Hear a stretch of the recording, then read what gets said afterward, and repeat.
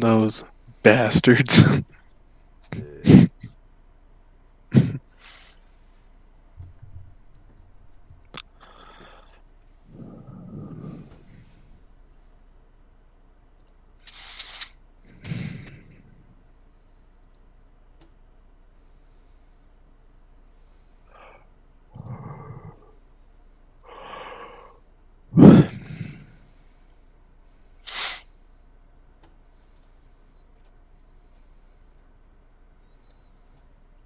Mm-mm-mm-mm.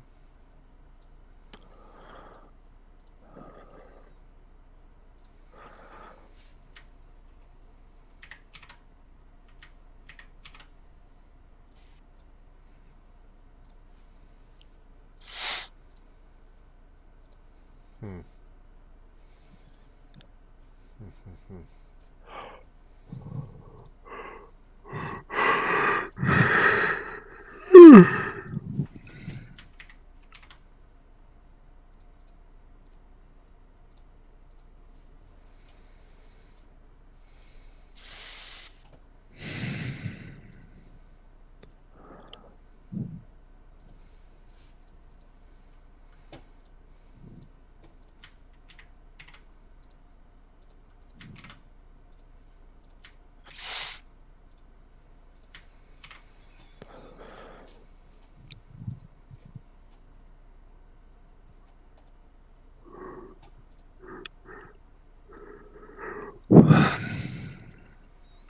Jesus.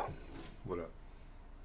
Can't stop like fucking yawning. I don't know if I just need to lay down some water.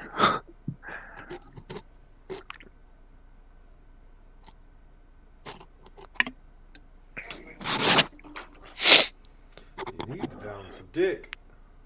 I do. I need more dick in my life, dude. Way more.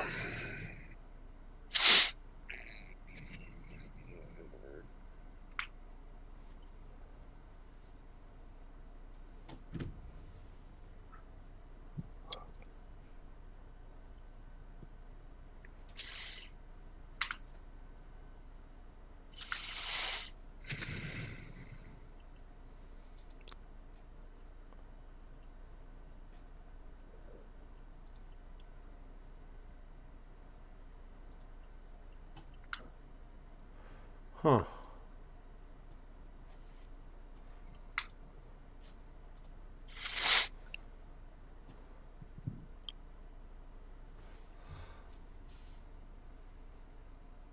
There we go.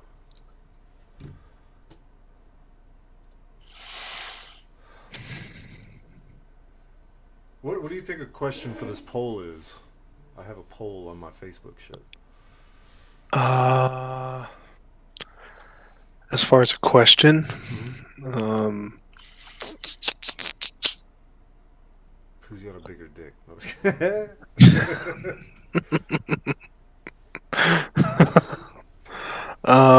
fuck, man. Something relative to this, I guess, is the move. Um,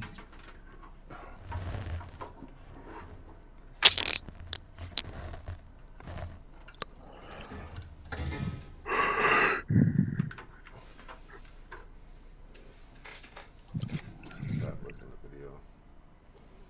That's not too hmm. bad. It's just weird that the light's down below me. Yeah, hold on. Speaking of light, this might make shit better. Avoiding this poll topic? Yeah, give me one moment.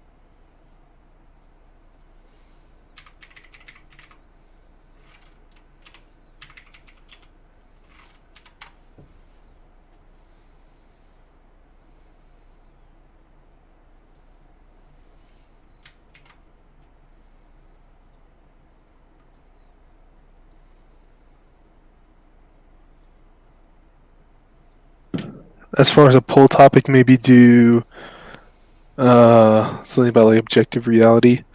What in life is truly objective and not subjective? But wouldn't it have to be like a yes or a no? I mean, yeah, but I just googled philosophical poll questions, and that was one of them. I'm on it, bro.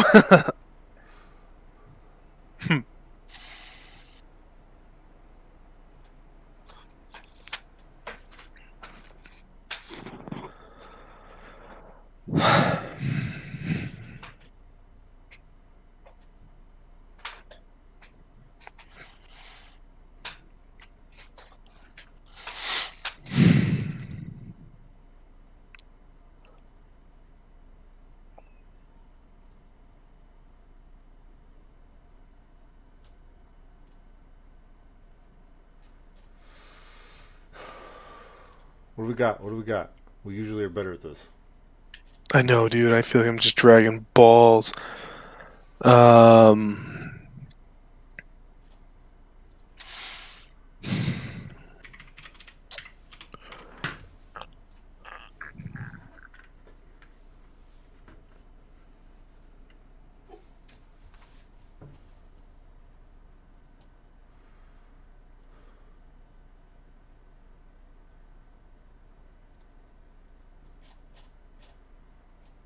how many questions can be like, or rather, how many answers can be on a poll?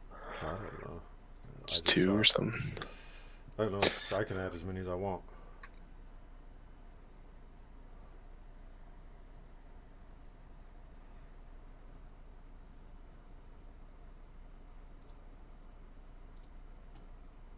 Is maybe do something like what's the most objective truth below these, or of these options, or something. Just to get a feel for the audience's like There is no audience. perceptive nature. Mm, mm, mm, mm, mm. Fuck you, dude.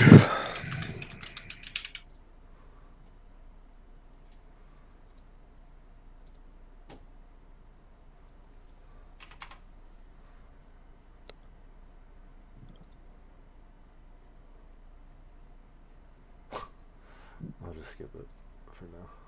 What is ass eating? Butthead. Yeah, what's butt munching? Dude,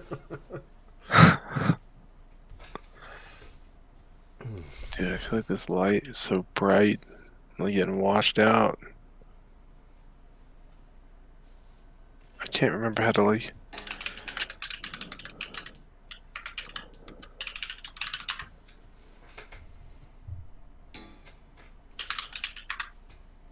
Hold on. Let me see if I can like turn my brightness on my webcam down a little bit. This shit is bright as fuck.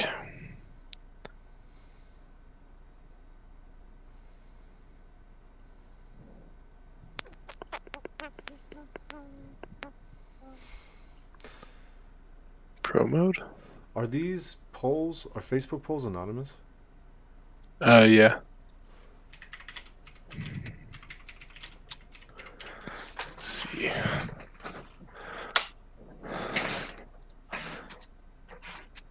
That's a little bit better. Not so fucking daunting. Oh, you can see who they're not. They're not anonymous. They're not? No. I thought they were. At least to the people, like another person answering the poll. You think so? I think so, dude. I haven't had Facebook in years, though, so. I don't know. Have you gone to therapy? I was gonna say, have you ever tried to kill yourself? Or was it say something like that? Have you ever thought about ending it? That might be good. What, have you gone to therapy, or have you ever thought about ending it? I think, like, asking, like, have you gone to therapy is a little bit more gentle to initiate. Or are you thinking about going to therapy? Let people kind of play that game with themselves a little bit and be like, or do you think you need therapy? Because I know everybody does not think they do. Oh yeah. Which, dude, did leadership hit you up at all? Yep. And see if the BC is like making you write a memo while you're missing shit, Mm-mm. Wait, missing what? missing drill. Oh.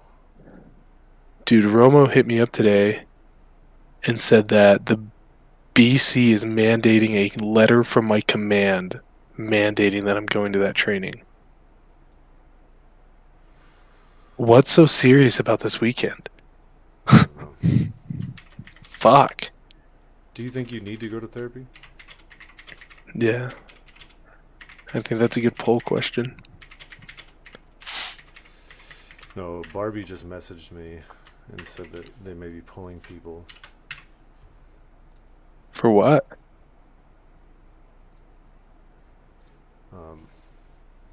To go back. Like, I may have to go back to drill. I may have to go to drill even though I've already split trained. Why? What's happening? There's got to be something that I'm not aware of about the severity of this weekend or Well, something. this is where, like, this poll is, like, all over my shit.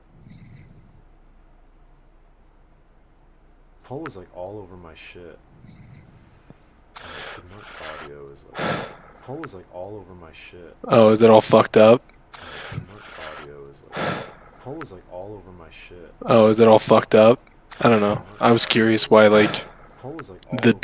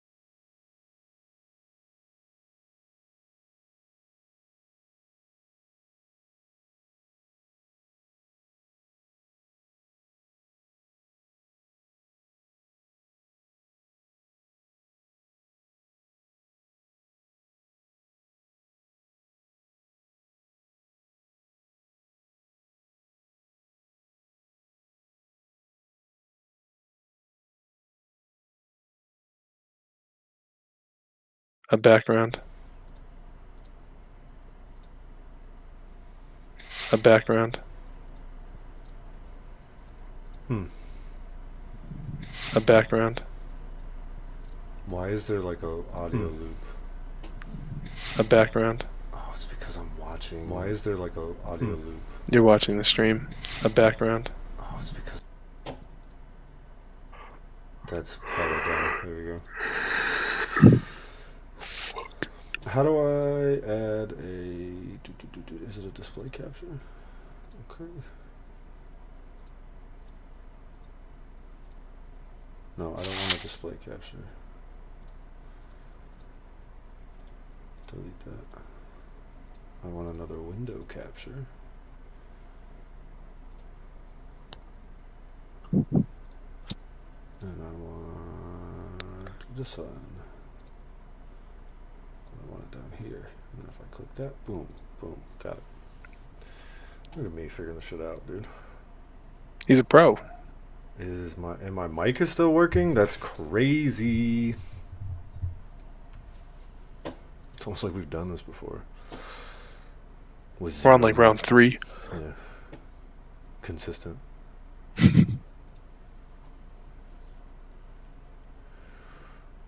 All right.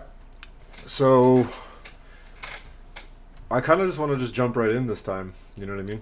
Like we've kind of talked about it all, and this video is going to be more about the computations of grid cells Right? So, like, we understand that place cells in our brains represent space.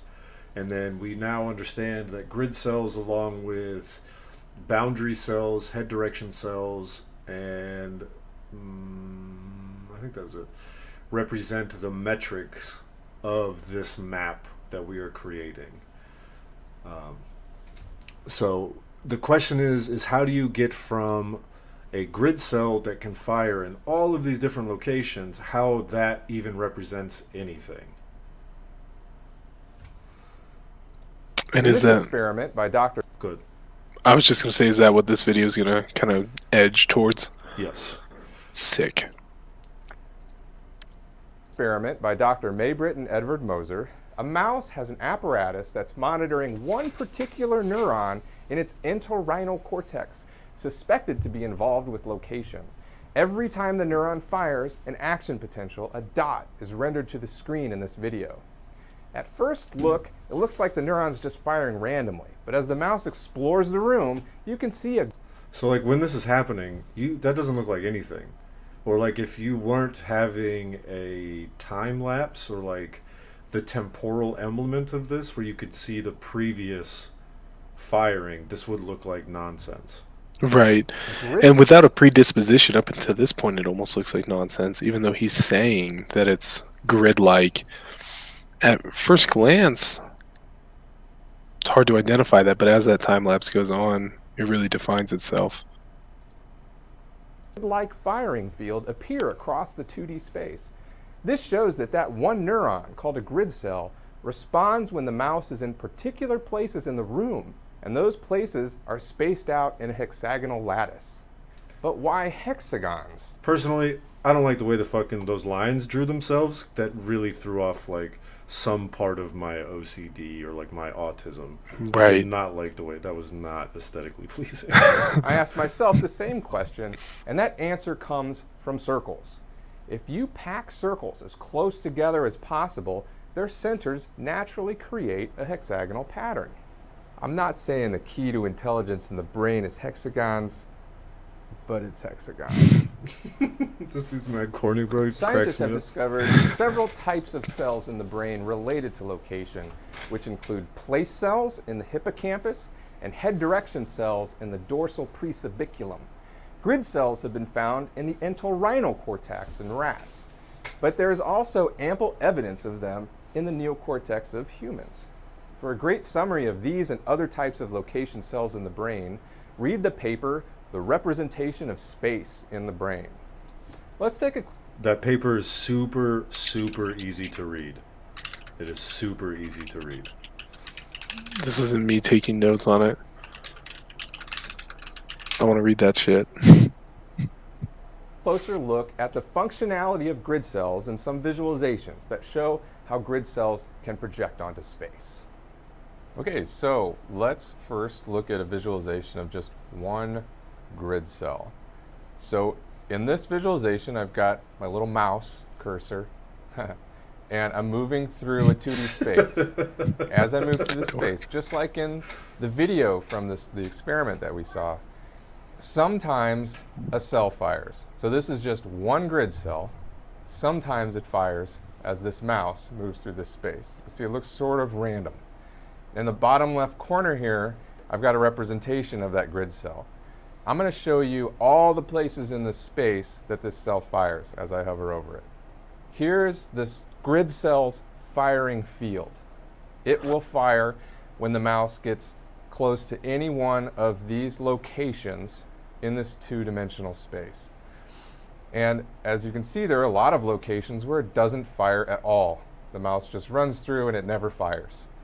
So there's a couple problems with just having this one grid cell. One is that it's not always firing, and the other is that when it does fire, the grid cell isn't really telling you exactly where the mouse is, because when the mouse is in one of these locations, the grid cell fires. That means it could be in any one of these locations. So it's an ambiguous representation of space. So we don't really know where the mouse is. We just know it's in one of those locations, but not which one. So in order for grid cells to be useful, we have to have more than one of them at a time. So I'm going to show you what we refer to as a grid cell module, which is a group of grid cells that all project onto a space in the same way. And what's interesting is that is actually how our brain is configured, that these grid cells are in modules, and they are based on scale and orientation. So within a certain module, it will all be within a certain range of the same scale, and they will all be oriented the same way as far as the place fields go. So take a look at this. I've got this grid cell module that has 16 cells in it that sort of have this parallelogram shape and tile across this whole two-dimensional shape. So the grid cells themselves are not arranged in any way in the brain. They are tiled across a two-dimensional space in this example. So it's not like the grid cells are right by each other and they're retaining the shape. This is just how they represent space, this tiling, this parallelogram. So as I walk through this space with the mouse, again, you can see there's always a grid cell in this module firing. So we're past the problem of not being able to represent some of the space. But again, it's still ambiguous because this cell 12, for example, still has a firing field that could represent a lot of different places in the space. Let me turn all of these firing fields on, and you can sort of see, here's cell 6 firing field as I move across the space. Cell 3 is now firing because it's being stimulated, but we still don't know which one of these dots in the space is the mouse in. It could be any one of these. We know because I put a mouse over top of it, but this grid cell module doesn't know where that mouse is. It just knows it's one of these dots moving through the space.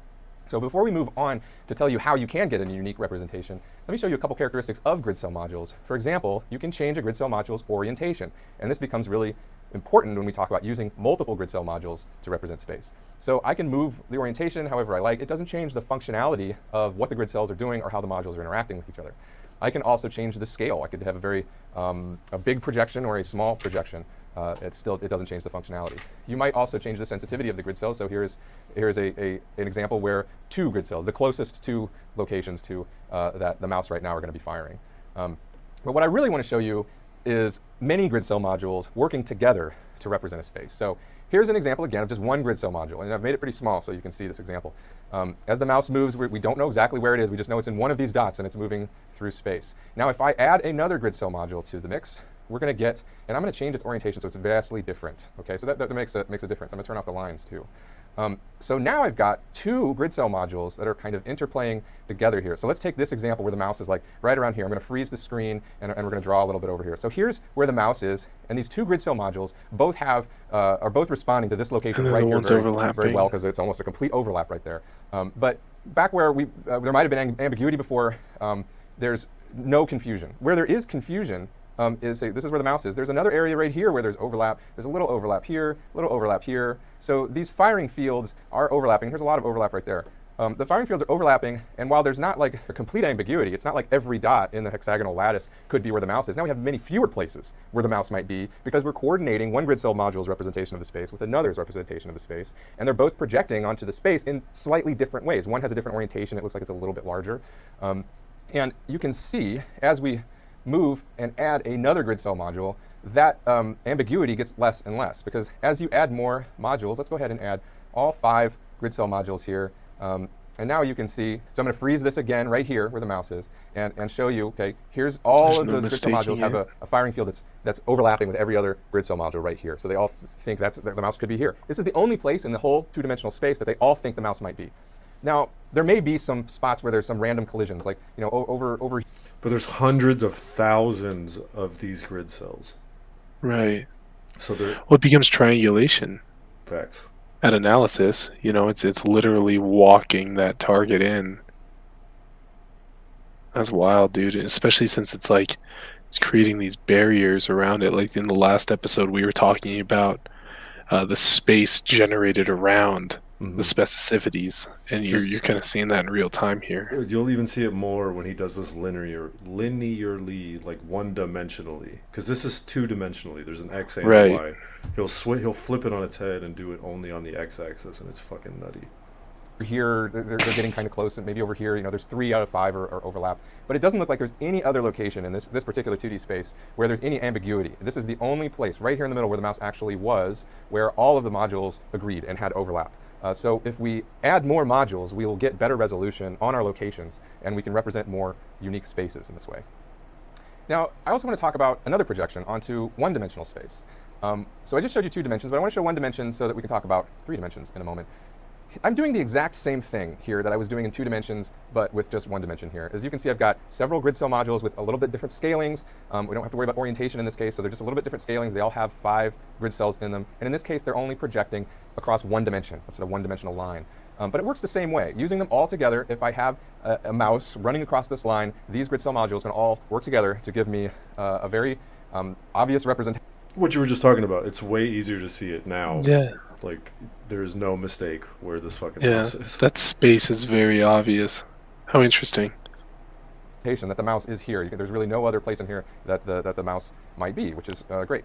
So this works in 2 dimensions as well as 1 dimension, and you could potentially imagine building a 3-dimensional representation by simply taking the grid cell modules that project onto a 2D space and adding another set of grid cell modules that are projecting onto a 1D space, so that you can capture all 3 dimensions and have a representation of that. So another thing I like to show, and so you're going to see this is kind of a fun little wallpaper here, if you will. So what I've done here is I've taken a bunch of different grid cell modules, I think there's 10 of them here, and I've scaled them all differently and oriented them differently, and I've turned on more than 1 cell in each grid cell module. And the thing I like to show here is look at this SDR in the top left.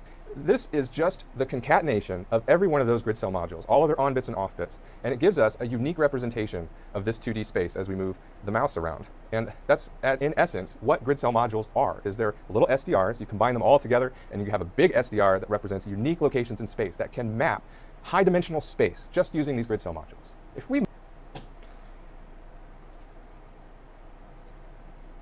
hope you all brought your thinking caps. So he just used a term there called SDRs, and before we move on, we have to really talk about what the fuck he's talking about, because I had no idea what the fuck this was. And you, being, you know, what you are, you know a little bit about bit arrays, I'm sure, but then towards the end of the video is where you'll get into SDRs. So this is more of like a recap for me, because I don't know this shit like the back of my hand, but for the audience as well, to like understand what a bit array actually is. Because it is time for HTM school. I thought he said HGN. I'm too much of a Hi, pig, I'm dude. Matt Taylor of Meta. Welcome to episode 1 of HTM School, where we are going to talk about bit arrays. Yes, bit arrays. So this is the most basic of basics when it comes to HTM theory. This is a precursor to some SDR episodes that are coming up, but I want to go over some of the most basic functions of bit arrays so you'll be familiar with them. If you're a computer scientist or a computer engineer, you have some experience, you could probably just skip this episode if you are familiar with bit arrays and binary operations and things like that. But there are maybe some tasty nuggets at the end where we talk specifically about some sparse representations that can fit into bit arrays. So here we go. Here is a bit array. 8 bits. So this is an 8-bit array. You can tell because it has 8 things in it. The things are bits. A bit can be 1 or 0. No, I thought you did for a second. I didn't realize it was the video. And that's basically all that it is. 2 values, on or off. And this bit array has 8 of them. So how can we tell what the capacity of this is? How many different values can this bit array represent? Well, that's somewhat simple because we know each bit can represent 2 values, and there are 8 of them. So we can multiply them all together. 2 times 2 times 2 times 2 times 2 times 2 times 2, which is 256. You might notice we could write this as 2 to the 8th power. So 2 times 2, 8 times, because there are 8 elements in the array. Isn't that the same as like the color palette? It's exactly where my mind went with this. Is like old school video games started as like 8-bit. You had 256 colors, 16-bit. They were like, whoa, we have so much more. Same thing. The spectrum is relative. Also, if you know the length of your array, you know the capacity of your array, because you can just take 2. And if you want to add anything, because I know this is like your wheelhouse. Sure, no, I think he's doing great. To the power of the length of the array. That is the array capacity. So let's talk about binary. Binary is a way to encode integer numbers within bit arrays. You can either start on the right or on the left, and we're going to start on the right-hand side and work our way to the left. As you can see here, each position in the bit array is going to represent a different power of 2. And if the bit is on, we're going to add that number to the accumulating number that we're building. So in this case, with all of the numbers that are on, all of the place positions that are on, we're going to take those numbers that those represent and add them together. And this adds up to 109. So this bit array of 011011101 is 109. If we were to take one of those bits and flip it, make it the opposite, in this case we'll take this 0 and we'll make it a 1, it completely changes the value of this binary representation from 109 to 125 because it adds 16 to it. So this bit array does not have any real semantic value to these positions except that they are just accumulating, doubling as we move from one side to the other. Let's talk about ASCII real quick. 109 plus 16, 120. He's right. Yeah, I don't know if we gotta fact check this dude. He's got the haircut to be smart, bro. ASCII is a character format that can be represented in 8 bits. So 8 bits can represent a character. Like in this case, this is the character lowercase m, 011011101, lowercase m, just because the people who created the ASCII standard decided that would represent m. It doesn't necessarily mean that any of those bits mean anything. If I were to take a bit inside of the m value and switch it to the opposite bit, and it becomes something completely different, has no relation to m at all, it's not even a letter. So that tells us that this representation, this ASCII representation that's encoded into this bit array, has no semantic value, meaning those positions in that bit array really don't represent anything. It's just random. Somebody decided that if this string of bits was in this position, that would mean M, or that would mean X, or whatever. So no semantic value in this. Let's talk about a few basic binary operations real quick. So we'll start with an OR. So if we have 2 bit arrays and we want to take the OR of them, we would just take each place position, and if either one of them is positive, or 1, then that results in a positive value. So in this case, we get a bit array with a bunch of 1s at the bottom because most of the bits of the 2 values that we're ORing have at least 1 in each place value. So there's only 1 that results in a 0 because both of them were 0. So when you OR 2 values together, you're typically going to get a new bit array with more 1s in it. Let's talk about AND, another very basic binary operation. Very similar to OR, except we're not saying if this value or this value is positive, then the result is positive. Both of them must be positive. Very simple. So in this case, we get a binary array with just 3 on bits in it because only those place positions had both 1s in it in the 2 numbers we were ANDing together. So we get a result with potentially less 1s than the 2 that we ANDed together. There's another type of OR called the XOR, or the exclusive OR. Very simple, actually. Whereas in the first OR, we would make the resulting value 1 if one or the other, or both, happen to be positive. The exclusive OR says not both. Only one or the other. Only one of them can be a positive value, and then the result will be a positive value. So in this case, we get several less 1 values than we did when we ORed them together, because any of them that have both positive values will turn into a negative value. So that is the exclusive. So we're going to talk about this a little bit later, but there's something called natural language processing, and a lot of this sounds the way that we all have different languages in the world, but like the meaning is the same at the end of the day, right? And I don't understand why you do any of these things, but I can understand what is happening here, or at least so far as like what he's explaining to me. 100%. It's the variables between understanding. I mean, that's what it really boils down to.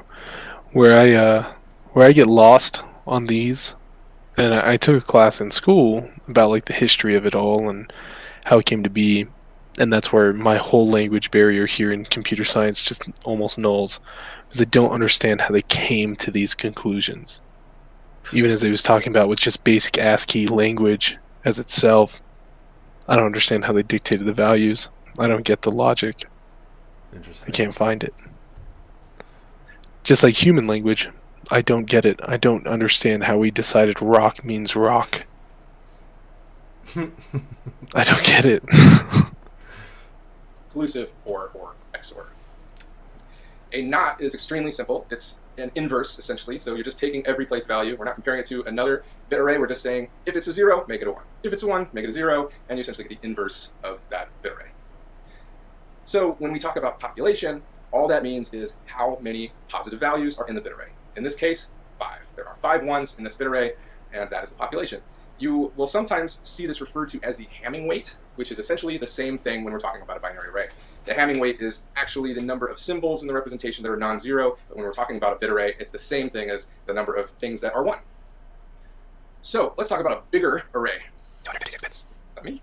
So we have a 256-bit array here, and let's talk about the capacity of this. So our 8-bit array contained 256 values, right? So now we've got an array with 256 places in it. Its capacity is going to be huge. Remember, it's 2 to the power of the length of the array, so 2 to the 256th power, which is 1 with 77 zeros after it. This is a very large number. Damn. It's not quite the amount It's a ridiculous of atoms in the number. observable universe, but we're getting up there. So you can contain a lot of different data representations in a simple 256-bit array. So sparsity versus density. I don't even know what would number consider that this a is. dense array. If you look at it, it's about 50% on, 50%. He said I don't it was know what- like something stupid. It was a stupid number. I don't understand how to say that. Do we have language that goes that far? I don't know. My kids use the term Googleplex. all the time, and I don't even know what the fuck that is. Well, now I know. I want to know what it is. And now my curiosity spiked. Hold on. The fuck is a Googleplex? You can continue the mission here. Typically in HTM speak, we talk about dense arrays at a much lower density. Well, I'm getting a lot of like that. It's the Google complex. Oh no, it's a number, dude. It's many 10 zeros? to 100. 10 to the power of 100 zeros. Jesus. This was 2 to the power of 256. I would consider this a dense array. If you look at it, it's about 50% on, 50% off. Typically in HTM speak, we talk about dense arrays at a much lower density than that. When we talk about sparsity, we're usually talking about 2%, so 50% is very dense. If you look at a truly sparse array like this one, only 4 bits are on, that's 2% of 256. See, this is the kind of math I can do. You know what I'm saying? There's only Sure. 4 motherfuckers that are turned on. Looks a lot different. And its capacity is a lot different too. Much, much, much less. That just means if we're going to keep the sparsity of this array down to 2% and only have 4 bits on, there's a lot fewer different representations that we can store in it. In this case, it's about 175 million. So we could store 4 on bits in this array in about 175 million ways. And we'll talk about the math of this when we start talking about sparse distributed representations in future episodes. But to squeak into the SDR realm, let's talk about this sparse array as a way of representing features. So we could say that these 4 bits that are on... Before we get too much further than this, to me, the way that I conceptualize this is like that algorithm of survival that me and you always talk about, right? There's a billion possibilities of where the enemy could be, or where the friendlies could be, or the weather, or the MET-TC, mission enemy time terrain troops and civilians on the battlefield. But if they're all off, everything's go. Everything is just smooth sailing. But the moment one of those turn on, like this third to the last one could mean that there's a dude behind this building on my right, which means that I do X, Y, and Z, which then means that this dude's doing X, Y, and Z, and he's doing X, Y, and Z.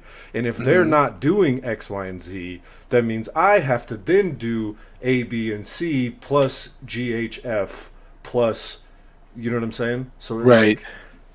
Well, it almost becomes that you have to quadrant out those bit arrays. So if you're using 256-bit and you divide it into quads, like those are your battle drill ideas 1 through 4 of how to react to this situation. But the variables that you're answering within quadrant A, there might be still a variable present in B, and that's the unaccounted for. That's where adaptation comes into play. That's where everything else has to happen. Those additional audibles called by leadership. For sure. But That's for me, what I'm thinking of right now is like this bit array is the representation of space, like that I'm seeing, the available knowledge that I have. And any positive in assumption is becoming that appearance of that binary. Yes. So like, let's say, what's one I can think of? If you're scanning a wood line. No, this is a perfect one, right? We're on top of a hilltop. We're coming down into a valley, and our direction of travel is due north. We're on a hill, there's a valley, and then there's another hill coming up the other side. And for me, that's the terrain, like one of my bits just turned on. That's the terrain telling me I'm about to be in a place where they can fuck me up. Understood. I don't want to be here. Yeah. Like that. Yeah. That is telling me, even if there's nobody there, I don't. Right. It's here. Still like I don't want to even fucking have this array present. Yeah. And then the X, Y, and Z that has to happen after that is that somebody sits up on the original hill, the local hill, local support by fire, while I push up, and then I gain a foothold forward. Correct. And then they come up behind, and then we continue movement. So that during that maneuver piece, which is the hardest part, or the most dangerous part, that I can be the most safe. And I feel like there's a lot more instances like that. Like you could pick any zero, like mapping that would be hard as fuck. But that's what But nevertheless, the representation of that, no, that makes total sense. I like what you're getting at. It's that activation. Yeah, so the moment it's on, it's like, okay, now I know you know, this. Each one of those ones is a hair on your neck going up. Yeah. Might represent features of a population of people, for example. This bit might mean that the person representing is a musician. This bit might mean their gender is female. Another bit could mean that they're currently alive. And another could mean that they're African American. So if we had What's gross about this? Have you? This is so way off, dude. But have you played a game called Dwarf Fortress? Mm-mm. Okay, because what he's explaining right now is exactly my perception of how they render shit. Long story short, it's not really a game, it's a simulation of a world. Mm-hmm. And then you get to build like a little colony within that world. But like no shit, dude, like the backstories that are occurring in that game, the characters, everyone has this whole independent life, and I feel like this is kind of what I was talking about with basic AI.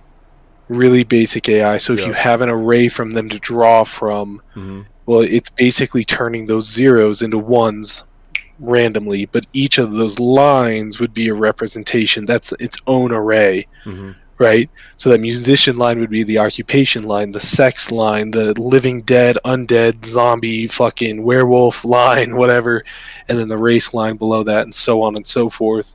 And when you hit go or generate, this is how procedural generation works. This is how No Man's Sky builds planets. This right here. And it's just really cool to be able to have that contextualized within this dude's, like, from my frame of reference, from a game design reference. No, it makes perfect sense. Yeah, it's a lot simpler than what it appears to be, because when you get the user experience, that UX, it feels very lifelike and random and incredible. But in reality, dude, it's fucking zeros and ones, you know? Yeah. Is this God?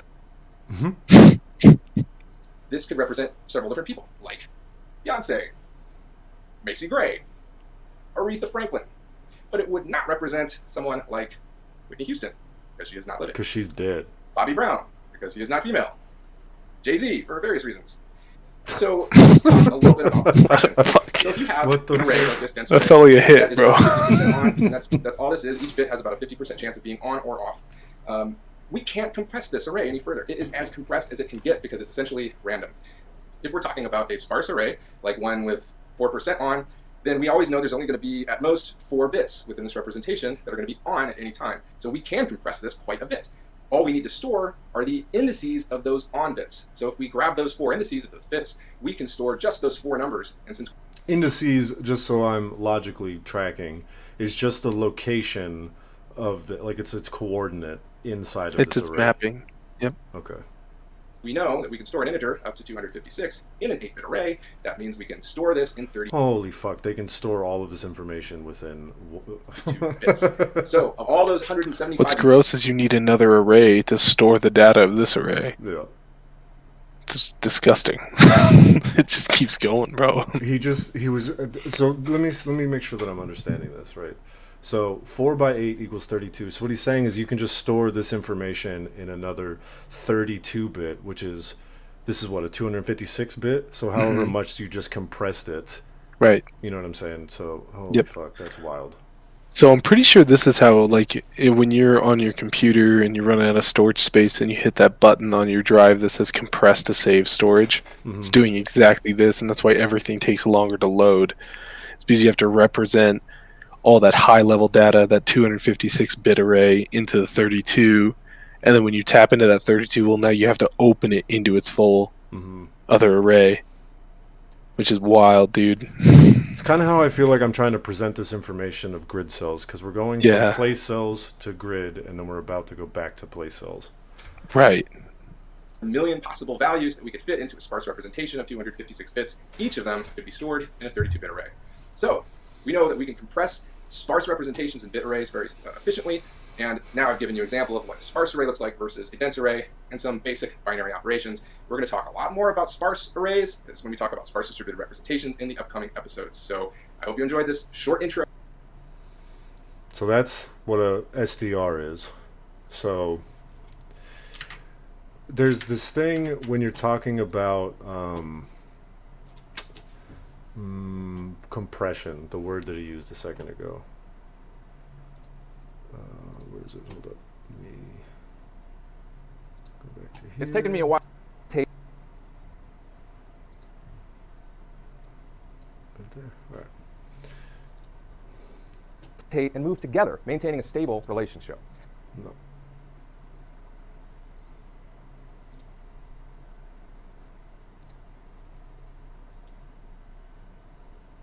I'm failing.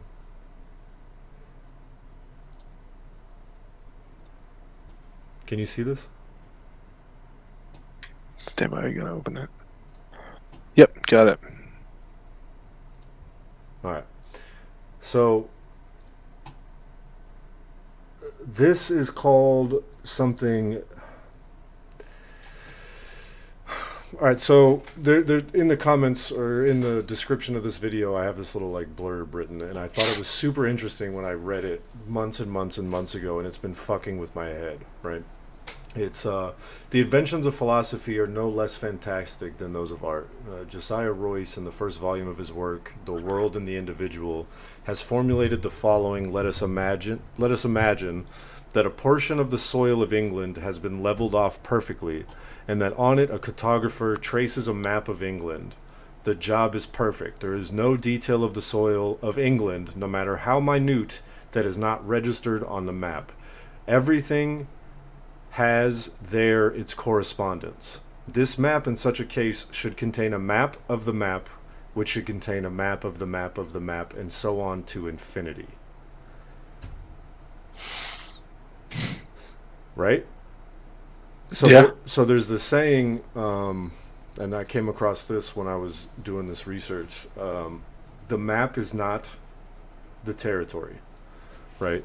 Sure. Alan Watts says that all models are wrong, which emphasizes the proper framing or recognizing of map territory differences. I'm just going to leave this up so people can read it. But Sure. the point is that inside of I'm actually going to go back to our videos. The point here is that our models, right? This place cell, this grid cell is creating a model of the world, right, inside of our brains. And a model is just a fancier term for map. And these maps are just being condensed to the point where sometimes they're not what you think. Another interesting thing is that when you turn off the lights on the mouse in the room, its grid cells Okay. continue to fire normally as it moves around in complete darkness. This suggests that grid cells Fucking piece of shit. So Alan Watts talks about the average everyday consciousness leaves out more than it takes in. And that's this idea of, he actually says something way more profound at the end of that statement. He says that it leaves out things that would, if we did know them, would allay our anxieties, fears, and horrors. So it's like saying that there's things that we don't fucking know, and we're leaving it out. And the scary part for me is, especially with PTSD, is that we are selectively viewing things. Our brain is literally doing this off instinct to leave out certain things. When your amygdala is fucking turned the fuck up, everything is fear response, everything is survival mode. So that's why nothing matters other than I'm not going to die, or if this is going to kill me. Or the converse of that is everything is going to kill me unless I do this, which both of those things aren't true. And the problem is that I guess it's not really a problem, but there's so much compression on these internal representations when the only thing that you're running off of is that survival algorithm. There's so much shit that you're leaving out of, like, the more of the social aspect. And then a part of the part of the problem is that when you are living this way, your brain traps you in this bubble where it tells you that those things aren't fucking important. And these social relationships that you build with these people or build with people aren't as important as your survival. And there's that voice in your head, and we've talked about it before. I called it the echo, but it's also, you can I would represent it not with the ego. I would represent it more with the shadow. It's the things that you're afraid of, but he's also the one that's been keeping you alive all this time. So there's like this argument that Moon Knight gets into in that show where he's talking to himself and he has a split personality because he was being abused as a kid, and this other personality comes in to save him, and he basically says, "Thank you for being there when I needed you, but I no longer need you." And there's this hard part right there where it's like you're basically grieving a part of yourself when you have to do that. And Right. I didn't run into these people. They parked next to us. I was putting my daughter in the van, and the dude had a blue cord hanging from his windshield, or he had like a cross rifles on the back of his car or some shit. And I was like, "Oh shit, an infantryman. I wonder who the fuck is this?" And he literally walked up, and he's open carrying at Walmart, wearing like, I think he was wearing an old school PT shirt or some shit. And I just overheard the conversation because I have ADHD and I can't not overhear these conversations. But he said something. I think they were arguing about whether or not he had ever gotten in a car accident. He was like, "I've never hit a car. It's been a lot." Or he's like, I can't remember the last time I hit a car." And then he paused, and then his wife responded for him. She was like, "Was it Baghdad?" Baghdad. And then they were like joking back and forth about his army time. But when I tell you, when you look at this motherfucker, it's like, bro, you were a specialist, and you probably did 3 years, maybe, and it Yeah. was in fucking 2006. Hmm. And you've literally made this your whole persona. Oh yeah. You don't know how to interact with other people without this costume, this mask on. And this is the only mask you know how to operate in life with. And I'm not saying there's anything specifically wrong with that, but I'm saying that there's this whole other world that you can live that's outside of that. You're missing. You're So missing much. so much. So much. Yeah. Well, you won't. When you're in that mentality, or even I guess modality of thought, like your frame of reference sucks comparatively to people that are more liberated in those thoughts. And I mean, as far as for people listening that don't have much of a veteran connection, think about any of the people that you communicate with that the only thing they can talk about is their job, or is the gym, or is their dogs. That's your whole life. That's it. That's your frame of reference. That's the microscope compared to the telescope. Like, who are you? Yeah. And that I question. regularly say now that people who have nothing to be proud of are proud of everything. And I think what I'm getting at more so is that they've locked themselves in that little chamber. I've heard people get in arguments about where they were born, which means that they understand Mexican food better than you. What the fuck is that? Like, what does that mean? That's a pointless argument, but for them, it was their hill. That was their fucking hamburger hill, bro. Like, they were going up it, you know? The tough part for me is like when I'm watching, because 22 veterans a day kill themselves, and that number apparently has gone up. And the problem that I see is that all of these dudes that I know personally, some of these dudes are the best dudes that I've ever met in my fucking life, they did it for a reason.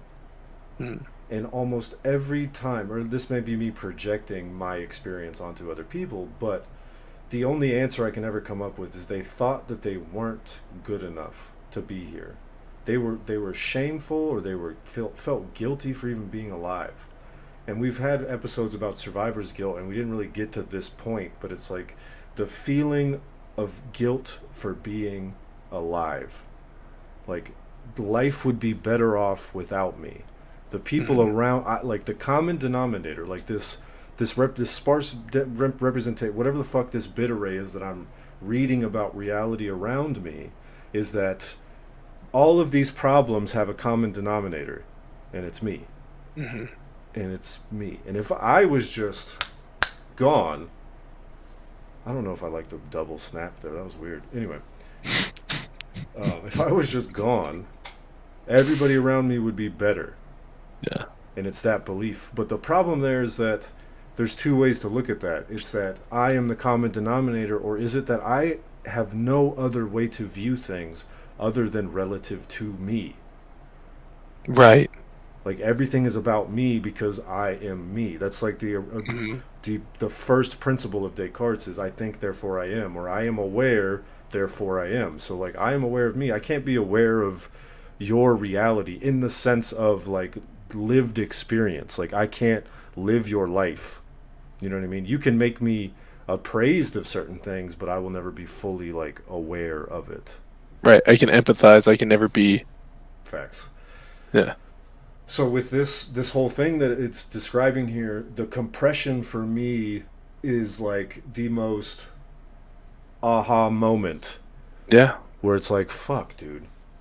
Alan Watts said it. The average everyday consciousness leaves out more than it takes in. And if you look around your room right now, are you really seeing everything, or are you just putting representations there of expected things that you already know to be there? Are you actually seeing them, or are you Right. representing them? So then, 100%. so then for me, that goes more again to like, I don't know about anybody else, but I can talk about myself. I have definitely hallucinated things where like dead ass sober, and I definitely saw that your headphones were fucking white, Hmm. but they were actually green when I got close. So my brain projected a known pattern onto something in reality, and I operated as if it was such. And then when I rolled over and looked, my orienting principle was like, hold the fuck up. That was not what I just saw. And then my brain, the schizophrenic part of me is like, this bitch is a witch. She's changing the colors of her shit when I turn my back. Like, you know what I'm saying? I'm being duped. Yeah. Yeah. Not that I saw it wrong. It's that you're Right. lying to me. Because in the infantry world, we praise ourselves on seeing things as they are, or knowing the objective reality of things. Policing across the states too. And the more I go into therapy, or the more I do shadow work, or the more I go down this route that we are now, the more I'm realizing that is just not the fucking case. No. It is not the case whatsoever. Now, there is things that we can be very good at, that we are better at than other people, and I would say that the veteran community is at a level here, but with all of the trauma and all of the locked doors that we've put on ourselves, we're actually down here in this box. And we need to like open some doors and be like, okay, I can start seeing things for what they are. I can realize that that's actually my shadow, and that's not actually what this person is doing. That's me projecting these ideas or these beliefs about myself onto these other things. Right. And how much of this is getting even interwoven with all the predispositions of being human, right? So in the first box that you step into in the world of infantry or any combat arms environment, really you're being told, hey, this is how you should scan an environment. This is how you should read terrain. Mm-hmm. The problem is that once you learn those things, you start to fall far more into like anomaly recognition and pattern recognition than the original instructed normality of the message. And now you paint these things as, well, anytime someone zigs, I know their next move is zagging. Period. They never zig twice because I've seen it before and I know what they're going to do. How many times are you going to be wrong in that? I mean, it's if you take the array analogy, you're going to be wrong at some point, and you're going to have to call that audible. And then what does that do to your reality? What does that do to your structuring? Dismantles it, fucks you up. Yeah, I was thinking about this earlier. You just said a whole bunch of stuff that I want to fucking... Yeah. But I just was thinking about it earlier. It's like, how many times have people actually had their reality tested? Or like... Oh, for broken? sure. Like, literally broken. And for me, it's been a lot. A fucking Yeah. lot. But you were saying the pattern recognition thing. I believe, personally, I don't know if you've ever watched that video or that Netflix show, You? No. Bro, this man, I swear to God, the first few episodes, I'm like, but this dude's right. I was like, but he's right, though. The show is about, like, this dude, like, kidnaps and, like, is, like, a psychopath, right, about bitches or about this girl. Right. And he thinks he can read her mind, and I'm like, bro, but he can. He's right, though. She is thinking that. And I was like, oh, gross, hold up. Gross, wait, hold on. Who am I? Am I? Yeah, am I him? Yeah. Hold the fuck up. And I think more of us do that than we let on. Because there was a really long portion of my life that I thought I could read people's minds, and actually what I was doing was a trauma response, and I can pattern recognize, and that this equals this, but most of the time. So generally speaking, I'm gonna be correct. It's a heuristic. It's not like a definitive thing, but I used to operate as if it was fucking law. Yeah. Well, dude, I'm still in that trap, to be 100% honest with you. Like, when I say something, I feel like I know exactly the reaction I just invoked in the entire room. Like, if I said Even something with that's me? like, no, no, I was gonna say, bro, 'cause no, I'll start no, saying because usually our shit. conversations are expansive in nature. But if I say something that's like, kind of like a rude joke at work or whatever, I can feel that everyone was offended by that. I'm like, Don't oh, say the rude joke. yeah. And then I have to fucking self-correct and be like, don't talk like that. But I wanted to bounce back for a second that, like, when I, for instance, one of the things that I think is correct in a lot of ways and then wrong in expansion is that when I teach CQB, either at the academy or just last week, I did a CQB instruction. I teach anomaly detection because I think that that's the bare minimum of what you're looking for. You are looking for anomalies within a household, and that anomaly is a human being. You're not looking for dressers or fucking closets or dishes in the sink. You're looking for the anomalies in those things. And I've always felt like that's the root of things. But then there's also the expansion above that, that you should be checking places where a basketball can be put. There's been human beings that fold up to about that size, get in between a door frame or a threshold, get into a fucking cupboard or below a sink, anything like that, dude. Anywhere that a basketball can fit is about where a human being can position themselves. And so that the anomaly detection goes out the window at that point.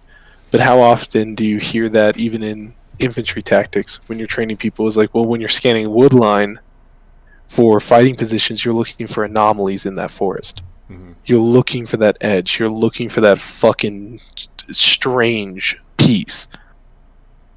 However, as you elevate that, you're missing so much. Yeah. How much shit are you stepping on? How much are you just gapping? Like, what happens when they have a fucking crawl space and you were looking for basketballs? You didn't even see it. You're not looking. This sounds to me like we're talking about resolution, and we're like taking a thumbnail versus like an HD picture. Yeah. And But for that initiation process, I almost feel like you need to see the world in 240p, and then once you can master that, you can move up to 480. Listen, 1080. I agree 100% Mhm. with that in that context. But like in that other video we were talking, it was talking about how there's different types of learning and there's also different types of thinking, and some of it is more useful in certain areas, but when you're out of this area, it's a whole different modality of thought, Right. of operation, because you can't do anomaly detection in a marriage. No. Because the No. moment my wife is off just like this much, I'm like, what's wrong? Are you okay? Yeah. What did I do? Is Yeah. it me? And then you're being weird about it. And then you're also forcing an answer for a question you probably didn't want. Or she's tired. I could just take context clues. There's kids. She's tired. And there's all these other things that I could do instead of doing this anomaly detection. I could just do the work. Dude, as a sidebar on that, like, we just recently mentioned, like, the trauma response of believing, like, the reaction of, like, is anyone hurt? No. Then it's not fucking serious. Get over it. Move on. Like, I literally just identified that trap, like, the week prior to us having our podcast, and I said that in an argument.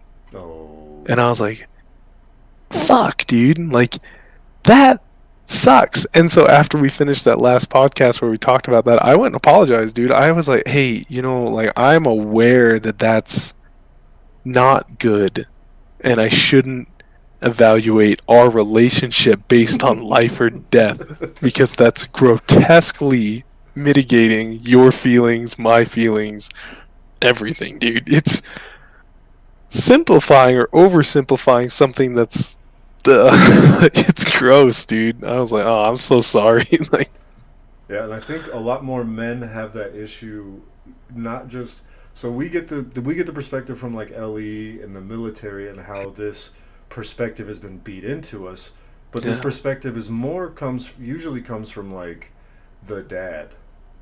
Like dads are usually the ones that are saying, "Well, are you hurt? Then get the fuck over it. It's move the yeah, fuck on. It's time to right. move on. It's time to Roger the fuck up. It's time to this, that, or Hmm. the other." And I think that that goes for most people back to their childhood. I think Yeah. almost all of these problems that we have in the military or whatever, or LE for that matter, is just building on top of problems that were pre-existing. Oh yeah. And then a big preach point. I mean, I heard in active duty a lot too. Was like, hey, you leave home before you come to work. And I never once heard you leave work before you come home. Mm-hmm. Like and I feel like it's a near impossibility until you really start to do that shadow work, really start to work that shit Mm-hmm. out, that you can't, like, yes, on the SWAT call out, it is life or death, it is serious, and no, it's not that big of a deal if you fucking offend someone because you grabbed them out of a closet too fast. That's not that big of a deal. Nobody died. It's Yeah. okay. But you can't come home And do that to and your your kid. yeah, your spouse is upset because like you fucking left all of your shit out and you left the sink on or whatever, whatever thing that you're dictating is small and telling her like, but no one's hurt. Yeah.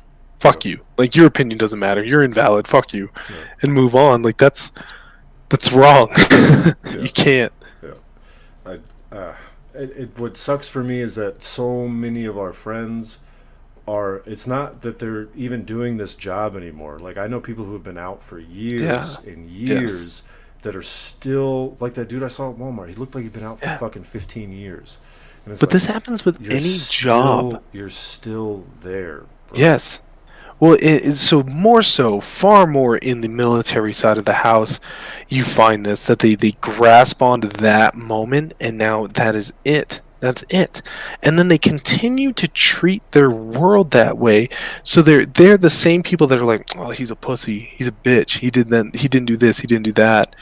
Mm-hmm. It's like this fucking really hostile line. I haven't seen it in the reverse. It's a hostility. Yeah. Maybe based on austere environment, sure, like I'm with that, but it's definitely not a sober brain. It's a traumatized brain, dude. It's definitely been habituated for sure. I mean, Yeah. and I'm dude, I'm a product of that as well. Oh, for sure. It's taken me a long time to get to where I am, and I am by no means anywhere where I need to be. Because my No, wife, and like everything I say here is because yeah, all week my wife has been telling me the same shit. right. You know what I'm saying? Like, Yeah, which is super. It's fairly healthy to have that. And the one thing that I find peculiar is before I started communicating with you more about these things, I thought I was golden, dude. I was like, I'm the best I've ever been. And then I'm like, oh shit. And then once I feel like I'm like, okay, I'm making progress, like everything's good, like it's so good to fucking have that thing that's like, hold on, you still have another fucking 50 meter target that just mhm. appeared. Like you still have these things, like put them down, get rid of them, shower that shit out. Because it's only going to get worse, especially if you start to foster it, which we've briefly talked about that too. Is like, who am I without it? Yeah. And that's trendy, bro. You see that shit on Instagram. You see it on Mhm. TikTok and shit. It's Mhm. like, but what if I go to therapy and lose my sparkle? Yeah. Like, Dude. bitch, what? Like, what? The sparkle gets a little brighter, just not as hot. Yeah, like maybe you get another sparkle, one that's more Bro, you right here. not LC, dicky. Yeah, LCD, not that old hot shit where you can start yeah. You don't firing need with that amber light, bitch. it. Like you need that LCD. Yeah. Dude, you said something else and it fucking sparked me up, but oh well, I forgot. I forgot. Yeah, and no, it was the 50-meter target thing. So Yeah. there was a really long period when I got out of active duty that I felt like I had no purpose in life, and all I was doing was drinking and fucking, you know what I'm saying, Mhm. party, this, that, and the other. And it was like, dude, what the fuck do I do? Like, what do I do with my life? And then I had I don't know, like whatever the fuck it is that I figured out is for me, and I may share it one day, whatever. But it's the idea that it will never be finished, in being at peace with the fact that it is never going to be finished, so I will always have something to do. Because before, when I had nothing to do, I was absolutely fucking miserable. But Yeah. now I'm like always moving forward, and those, like you said, those 50-meter targets have been keeping me on my toes, and I enjoy it. And this stuff that we're doing right now, like researching and reading, is like really where it keeps my fucking, like, just continually learning is what it gets me going. Right. Always adapting, always moving to that next point. Cells may be involved in computations related to path integration. Every grid cell plays a role in SDRs. That's another room. Here we go. Its grid cell modules would project onto that space in the same way. In new environments, the firing of different grid cells remains coordinated, such that the grid patterns of grid cells rotate and move together, maintaining a stable relationship. So what he said, we already knew this, was that grid cells maintain their shape in different environments. Another interesting thing is that when you turn off the lights on the mouse in the room, its grid cells continue to fire normally as it moves around in complete darkness. This suggests that grid cells may be involved in computations related to path integration. What that means for me is that whether or not I can see, my brain is still representing space around me. Sure. Fuck. I wonder what would happen though if, like, how long did they wait to turn off the lights? I know that feels very arbitrary, but like, Well, if you pop me into a room, the question is if it's a novel environment versus an Right. experienced one. I don't know. I don't know, and it does matter. And then they did that Edward Moser guy at the end of the video that we watched. There's like a questionnaire portion, and people were asking him that question, and he basically explains that the science is a little bit more than what he's able to explain right there, because you saw what he was explaining already and how fucking long it took. So he's like, but we are doing that, and it does show that these things are stable with or without visual cues. that stresses me out. I'm like trying to put myself into like a dark room in my head and trying to orient to that. Well, A completely novel dark room. So basically, it was kind of what you said. From what I'm remembering, it's like you said that there was one corner that's different, or else all four sides would be the same, right? Right. Well, it's the offset. It's a 7.5 degree. So what the mouse would do was then go to a corner, figure out where it was, and then would go from that corner on, always back to that corner, or that same thing. Basically, is what it was. Okay. Because like that's how I'm trying to imagine in my head. I would run my hand along the wall. I would find a corner, and I would map out from it. I would feel those walls. I think it had something to do with the head direction cells. So it would always orient to one of his head direction cells, get that corner, and then move from there. That's how That it makes would sense. do it. That makes sense. Every grid cell plays a role in SDRs that represent different spaces. Grid cell modules are combined into larger populations of cells that represent many unique spaces. We believe grid cells are not only used to create cognitive maps of physical space, but are also used to create conceptual maps of ideas in your brain. There is actually experimental evidence of this in some current neuroscience papers in the video description below.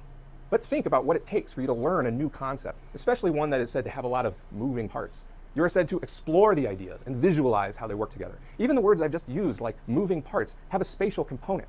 Some concepts feel similar to other concepts, even though they describe different phenomena. Think about what you're going to be doing later today. It's right around the corner, isn't it? What about tomorrow? That's further away from you. Next week? Next month? What do you see yourself doing next year? Is it too distant to visualize? Too fuzzy to nail down? You see my point here? Think about sound for a moment and the terms you use to describe it. Low versus high pitches, smooth or rough tones, distortion, etc. How are you feeling right now? When you're confident, you feel big, puffed up and full, as opposed to small and empty. If you're indecisive, you may be limp or flaccid. If you're too busy, you might describe yourself as stretched too thin. These are all descriptions of space. We humans have a tendency to try and describe non-spatial things in spatial terms, because that's how we experience reality. It makes sense that grid cells might play an extremely important role in representing everything in your brain, not just places that you've been. This is your brain. How it understands the world and creates intelligence is one of the most important questions of all time. If we want to know ourselves, and if we want to... This is that video I was talking about that hurt my feelings. That one we just finished up? No, this one that I'm about to show you. This one hurt your feelings. Yeah, but I'm going to show this first.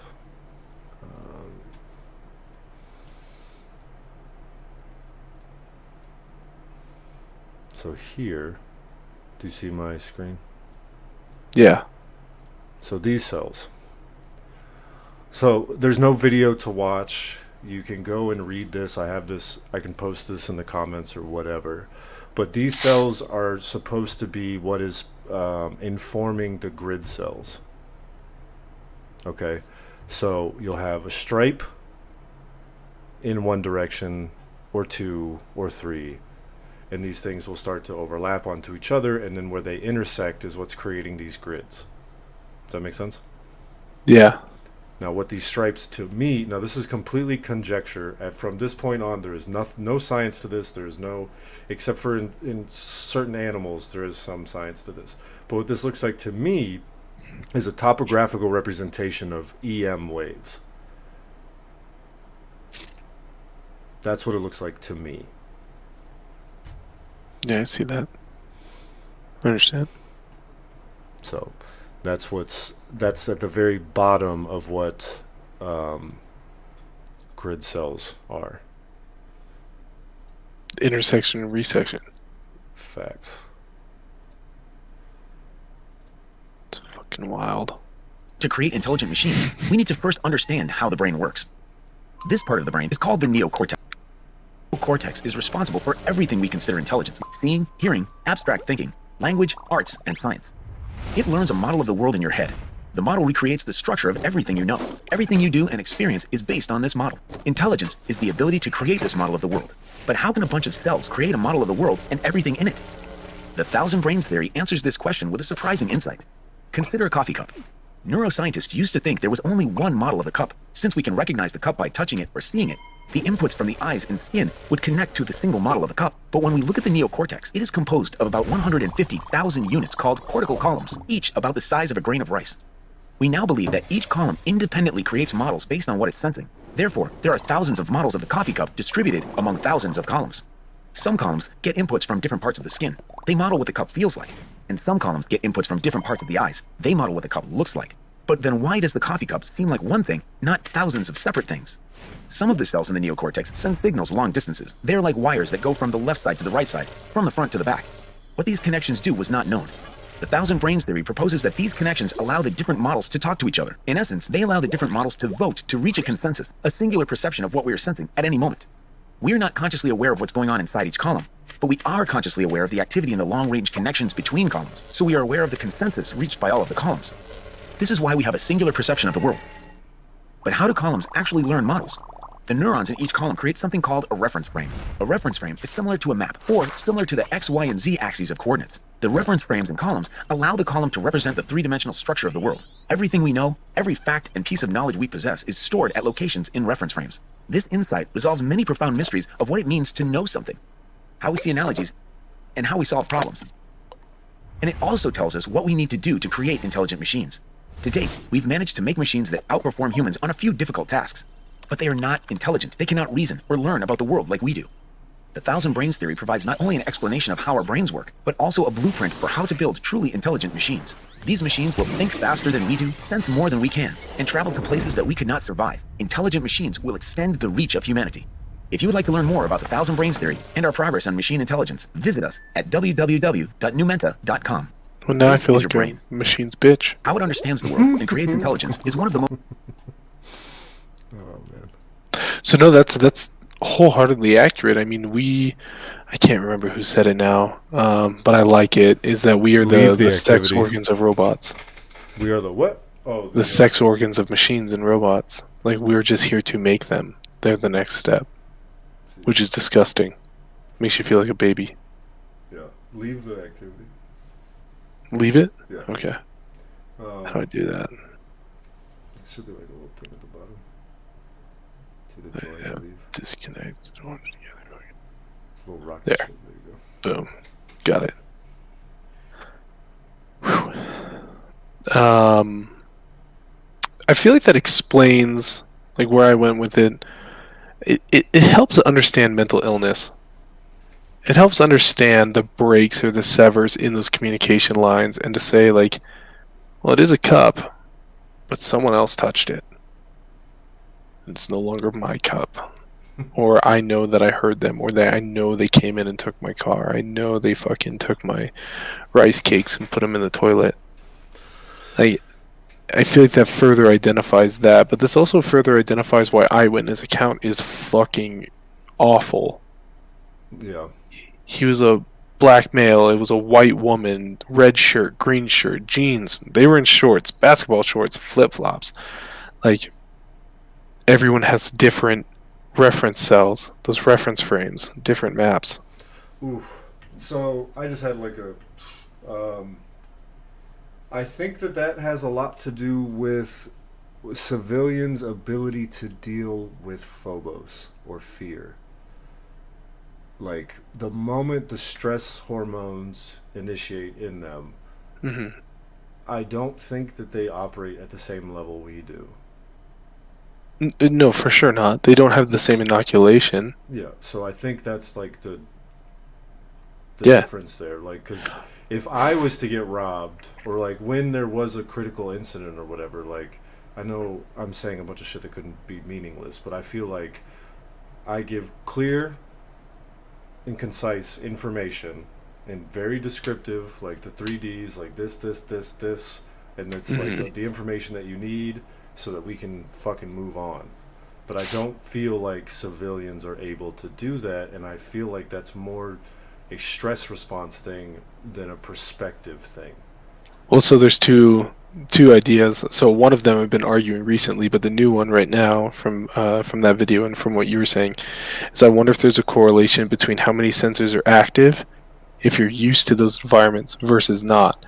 If you have fewer receptors because you're literally going into fucking primal mode, like that tunnel vision, how much of your sensory is getting mitigated as well? Probably a lot. Right? So then you start to rely on less vision cells, less touch cells, all that, or reference points. Have you seen that that reporter that does like the shoot no shoot drills? Yeah. And then he shoots every time. Like He fucking kills everybody. Yeah, like an idiot. The question So one I of would the have, things- the question I would have is during that scenario, if you asked him what was the color of the dude's shirt on the outside of the situation, I doubt he would have the answer. And then No, I'm thinking he if wouldn't. I was in the situation, I may be able to have a represent. This is getting a little forward. Like our next video is about these, because we've gone to grid cells and to the very base of grid cells, and now we're going to go Right. back up to what the fuck place cells are, really. So Right. I would have a representation in my simulation of this person, but I don't know if he would have clothes on. You know what I mean? Right. I know there's a dude over there. I know there's a human being Yeah. over there. Mhm. I don't know what he's wearing, Yeah. but I can probably tell you the guy that I shot pretty good. Yeah, for sure. I can probably identify him to you pretty good. The other concept that I've recently been talking to people about, the argument becomes null when you say what is normal. But the argument that I've staged is that it's people who have better accounts of a situation that has occurred to them are traumatized in some way. They're usually veterans or cops, nurses, firefighters. In some way, they've experienced critical incidents. Your average person that hasn't, they're not even in that frame of reference to begin. Like, they're literally going to the post office, and that is the only track that they're on. They might be listening to Drake or some shit, but that's the only track they're on. But when they get in the car accident, they can't tell you what happened, especially if it's a hit and run. They're like, I think it was a guy. I think the driver was a guy. And you think it was a guy? Like, and we can't even sympathize with them. You're like, what do you mean you think it was a guy? Did it have boobs? Was it like what did you see? Like, describe this human being to me. And they're like, I can't. I don't know what they are. But I think they were a guy. I experienced that probably every month or so, multiple times with people trying to interview them about shit, and it's like, what are we dealing with? You can't. I need you to help me here. But that argument of traumatic or experienced traumatic folks being more identifiable in those moments is saying that it's abnormal to be in that frame of reference all day. However, I'm very thankful for those people anytime they're the reporting party of a crime. I see. I see. Yeah. I was just thinking too, like, because that's a part of the problem that I have is like not being present Mhm. with my kids, and it's because I'm present with everybody else, Yes. and I'm not here with them, but I am here with them. I'm paying attention to you, but I'm Yes. also watching every fucking doorway and every Correct. fucking human, and why is he walking Correct. that direction versus this direction, and why the fuck is he over there, Mhm. and then I'm back to you, and then I'm back to this, and I'm back to that, and it's Right. the question I guess I was running in my head is like, are all of us who are traumatized and who say that we experience objective reality, are we really just pulling people out of heaven into hell? More than likely. Like, we want people to be where we are because this is the real world. But at Oh, the end you're of the gonna get into Jordan Peterson and some lobsters, bro. well, I don't agree with a lot of what he says either, though. He says Well, some wild shit. yeah, what he argues with the lobsters is that as one gets out of the pot that's boiling, the others will pull him back down. So as you seek liberation from this death, there are more to pull you back in to die with them. And it's almost true, right? Especially Misery like, enjoys company, for sure. yeah, well, think of all like the new troops that used to come to you in active duty, or new cops that show up with us. Like, you're you're not accepting of them until they've been beaten in some way. Mm-hmm. Like, you're like, oh well, now he had his first body, bro. He had his first decomp. Oh well, dude, he got in his first fucking scrap at the bar. Like, oh, he's fucking one of us now, bitch. Like, Yeah. no, you've just hurt another human, dude. Like, you just put someone into a weird position. Which, I mean, for the occupation, you need I it. was just about to say that. I was like, Yeah, bro, for for the those types of occupation, you jobs. fucking need it. Yeah. Like, we're not painters. Yeah. You know, like, we need this. We need it. But there Because has if to you, be more of like a community once you get out. It's yeah, like, all right, bro, we did the dirt. Now it's time yeah. to like Hey, bro, let's. clean up. Yeah, Be you haven't presentable. buried that hatchet. I see you hiding it. Like, you're still, like, you're still holding that shit, bro. Like, it's okay to say it's a bygone, Mhm. but it's hard, man. Like, even my break in service, like, all I did is dream about being back with boys. Yeah. That's it. That's it. That's all I wanted. Just want to be back with the boys. And now I find myself in today's realm, like, any tactical environment that presents itself to me, I gravitate towards it with everything that I have. It consumes my daily thought. Like right now with SWAT, that's all I can do. I'm just making documents and talking about it to anyone that'll listen, and venting and bitching and discussing tactics and fucking ideas and ideologues attached to them. Like, I can't get away from it because I feel useful there. Yeah. It's home. I like it. But there's also a area that needs some love. Like, this is the Yeah. hard part where it's like, am I doing too much? Is this too much of me? Does this really even fucking matter? And then you're Mhm. like, you get all in your head where you're like, dude, am I just being fucking extra? Do I just need to let this Yeah. go? People are And then already doing this. Maybe they do know what Correct. they're doing. But no, Yeah. the answer is they don't. They don't fucking know. That's the answer. Right. That most of the time when you're dealing with like tactical decisions or Mhm. tactics, these old heads don't know what the fuck is going on. No, they are the definition of good outcomes. Dude. They are the physical representation of good outcomes and bad tactics, dude. A lot of the times. And you know, I find myself becoming annoyed for other people for me or by me. And I hate that feeling, dude. I don't Because like understand. I get annoyed when I like go to talk to someone and then they hijack the conversation and they sound like an elitist. You know what I mean? Like they act like a know-it-all, and then the conversation ends and you're like, well, that was cool, dude. I'm glad that we got to talk about how great you are for the last 20 minutes and that you have all the answers. And I find myself like interrogating myself after those types of conversations where I'll like rant and rave about like, hey, this wasn't fucking right. This was the wrong moves. They should have done this. And I'll go on for 20 minutes and then it concludes and I'm like, God damn it, I'm the guy. Like, I'm like, fuck, dude. And then I guilt trip myself into being like, you know what? Next time it comes up, we're just gonna fucking, I don't know, man. You know, sometimes you gotta let leaders be leaders. You gotta be a good Indian, and like, you know, you know what I mean, and like back off of it. But the moment someone's like, "What's your opinion on that?" I'm like, "All right, dude, check it out." Like, Here's the you shotgun. sure you want this? Yeah, here's the shotgun blast, bro. Yeah. The fucking fire hose. No, But that's the one dilemma I have. When I met with leadership, dude, I've used the words like I don't mean to sound like a know-it-all, but I do know what I'm doing here.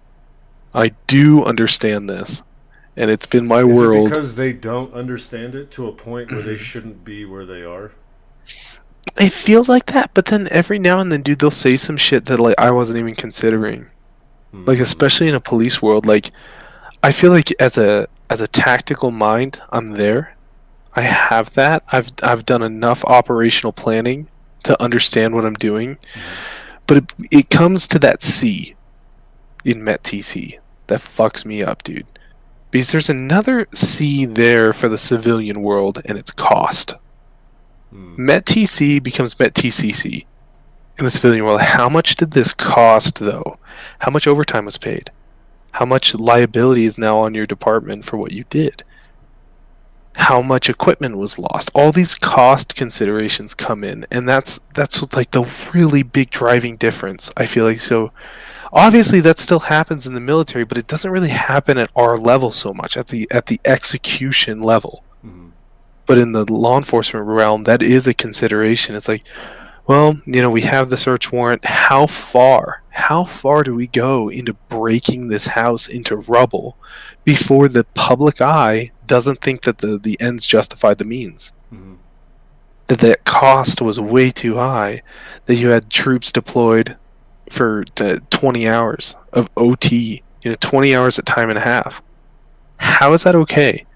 Multiply that out with like how many windows did we break, how much paneling did we pull off of the house, did we port rooms, how many doors did we breach, did we come through any other wall, was any explosive ordnance used, anything sawed through, any structural integrity issues, is the house still livable, all those considerations. So those are hard for me, and I'm having a really hard time taking the cost of an operation into play.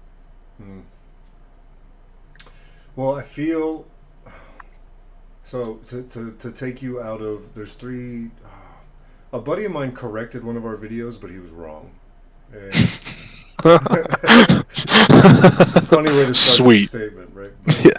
the three levels of leadership are direct, organizational, and strategic, but the three levels of warfare are tactical, organizational, and strategic. Yeah. Right? So there's this distinction there. Sure. And I want to take you out of the tactical and up into the strategic. And the question for me becomes, as a civilian or not a civilian, but as an American, right? The question for me is, what is the goal, right? When you're doing these SWAT things and you have a dude, this is a rhetorical question. When there's like a dude locked in the house, what is the goal as far as like the public's eye? Is it to not kill the civilian, or is it to render everyone safe? Because those two drastically different solutions. Because if it's about you made a decision to lock yourself in and you're talking about killing everybody, all right, bet I go in the house, you're dead. Yeah. Situation is fucking over. But how much loss of life on the police side is okay before they can kill the enemy, or the, what do you even call it, the perpetrator? Yeah, suspect. The suspect. I mean, So which at what's that the- point, you're not suspected of shit. You did it. Yeah, so the like, what's the level of risk to my people versus this dude? And then the next question is like, how much is the news going to report it being this versus what it actually was? Because at the end of the day, you can like just like one word in a sentence on like a blurb, right? Like I work in a jail right now, and I'm in the jail in medical, and I watch these dudes come in, and I have to like treat these motherfuckers, right? So we sent this dude out to the hospital, and the dude got wild in the hospital, and the DO slammed him. You know what I'm saying? And was like, all right, we're leaving. And then asked for backup because there was only one DO. So the police helped him, put him in the van, and they got him back. But in the paper, it was written so much. It was like police called for backup at hospital. It's like, what? That paints a drastically different picture of Right. like what actually transpired. And if all people are reading is that little blurb, it's like, oh, wow, these motherfuckers are getting wild in the hospital, boy. Like, Yeah. it's like, no, It's not what happened. the dude just got a little wild. Yeah. And he was already Prisoner- in handcuffs. Yeah. So Yeah. he just got- There's he just a got beat up a little complete bit. different definition.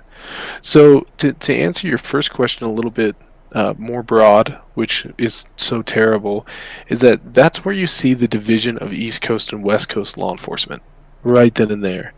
So most of the shit you see on the media with bad policing is on the East Coast. Okay. Period. It's far more aggressive. This ends now policing. Always, dude. It has. There was just that fucking shit in Memphis, dude.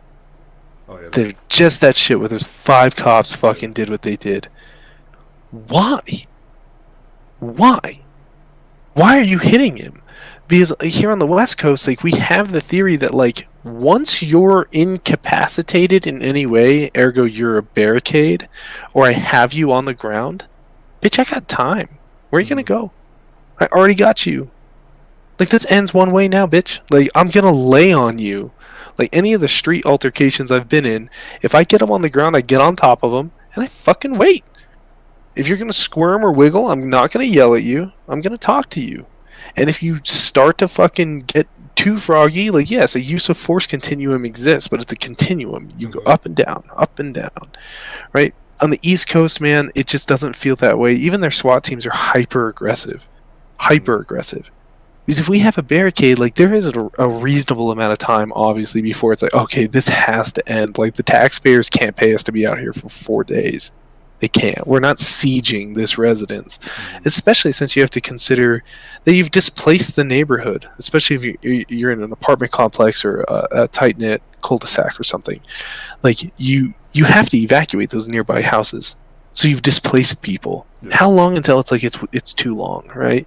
So there's a reasonableness to it, but there's been multiple call-outs, multiple SWAT incidents here, and you can research this across LA County, fucking any of the West Coast states, dude, Arizona as a whole, SAU guys, whatever, is that when you're at a barricade, you're going to surround, you're going to call out, you're going to wait to try to mitigate as much risk as possible, and you're going to tell that person that, hey, we're here, we're not leaving, this ends in one way, dude. Don't hurt us, we're not going to hurt you, come out. Do you think that has to do with like troop to space ratios? Like the East Coast Probably. is way more densely populated than the rest. Probably. Well, it also has to do with the cultures, dude. The East Coast has always been in motion. Always. There hasn't been an era where that side of the country hasn't been mobile in some way, shape, or form. Industrial revolution-wise, colonialism, I mean, anything. The culture of that realm is expedition. So you have an entire network of law enforcement that says this ends now. Now. This is over. Like, you're done resisting, or else I'm going to continue to hit you until you are done resisting. Like, that's insane. That's wild. It's fucking really bad policing, bro. Like, really bad. Like, that video hurts my stomach, dude. I hate that shit. Yeah. Hate it. Because, yes, that dude probably is not... The dude that was killed was probably not a star citizen. I'm willing to say that. But did he deserve what he got? Fuck no, bro. Fuck no. Well, the question for me is, could you have alleviated the situation with less force? And the problem. Absolutely.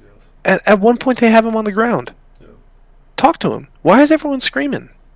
Why are you so Yeah, and nervous? there's Why are you so there- afraid? Yeah, there's no orders that really can be followed when all No. people are screaming. Like, who the fuck is talking to me right now?